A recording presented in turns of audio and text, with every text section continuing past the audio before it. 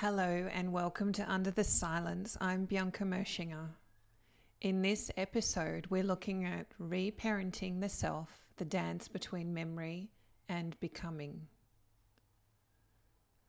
This podcast is a space for quiet truths to rise. Quiet truths within me and reflective quiet truths within you. It's a podcast that gives permission to feel and perhaps courage and confidence to react or act differently and change the way you're being in life. This podcast is deeply reflective and honest. It's for the gut feelings, the emotional threads, and the embodied memories that often go unspoken, but shape so much of how we live, relate, and feel. In the last 2 episodes, Chewing on the Truth and When the Body Says No, we explored the pressure of unspoken truth and how the body speaks what the mind holds back. Today we continue on that same path, but step into the question that always follows deep awareness. What now? Let's begin. Welcome back to Under the Silence. I'm so glad you're here. Today I want to speak to the question that naturally arises after we begin to understand our patterns, our history, and the emotional landscape shaped by our upbringing. But what do I do now? We reach adulthood and realize, I can't change my past. I am the product of my childhood, my environment, my early experiences. In fact, I feel and am inside my body the history of everything that's ever been and existed. Some things that I'm conscious of, some that sit in my subconscious, and some that are unconscious.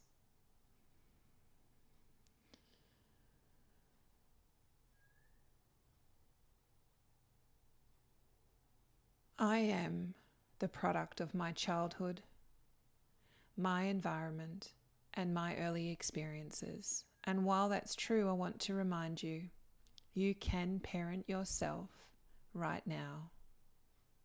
All those moments from your early life that were challenging, confusing, overwhelming, where you hid, defended, ran away, or froze, they didn't disappear. They're still living in you, waiting to be expressed, waiting for resolution. Not to punish you, but to be actualized, to be completed. And in the last episode, we explored how many of our foundational responses, how we react, suppress, or disconnect, were shaped in childhood. These responses are not our fault. They were formed in environments where we did our best to survive, to be loved, and to belong. But here's the powerful truth. We're not here to blame our parents or caregivers. We're here to take responsibility for what lives in us now. Most of our parents were just repeating what was done to them, and while they may not have known better, we do now. We can reparent ourselves. We can choose to become the presence we once needed. And in doing so, we not only heal ourselves, we become better parents, role models, and leaders for our children. This is how evolution happens. Through our willingness to break cycles, to bring awareness to unconscious patterns, and to choose love over legacy.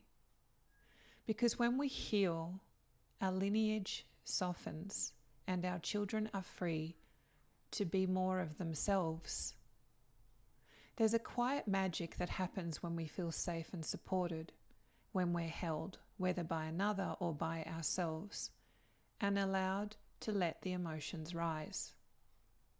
The words that were never spoken, the instincts that were shut down, the feelings that were never welcome, they all can come forward.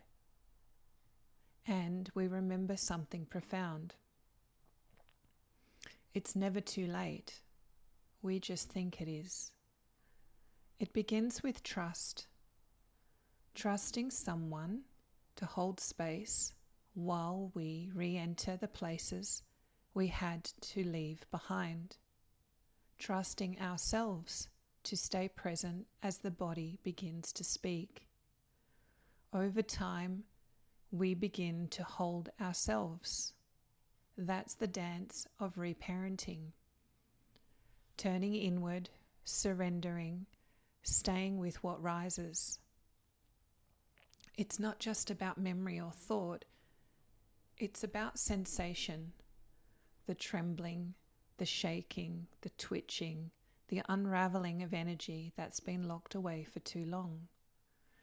While the body does its work, the mind becomes the compassionate witness. This is the language of the nervous system. This is emotional truth in motion. Your nervous system already knows how to process emotion, even fear. It's the mind that interrupts, attaches story meaning, and makes it heavier than it is. But beneath that story is something pure, energy in motion. And that energy knows what to do and where to go. When we allow ourselves to feel what was never allowed, when we express what was never spoken, that's where we begin to realize with our real eyes and actualize ourselves, not in reaction to trauma, but in return to truth. And on the other side, we don't just find healing, we find a homecoming, a return to the self that was always there, simply waiting.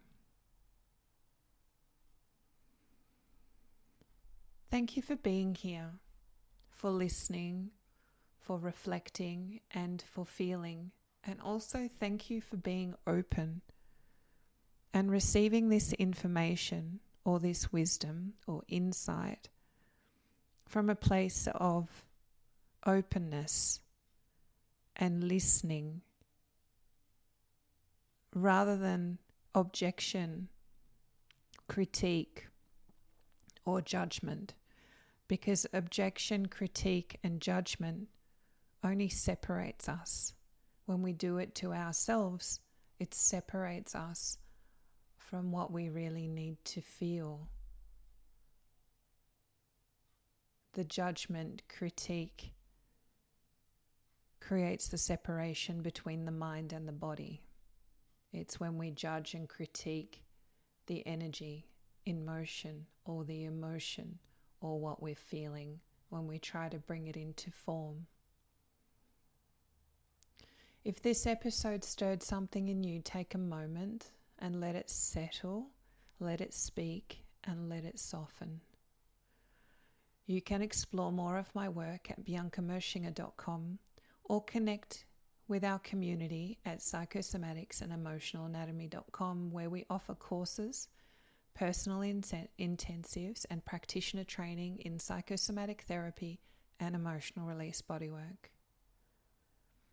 Until next time, speak softly, stand tall, trust your body, and come home to yourself. Ciao for now.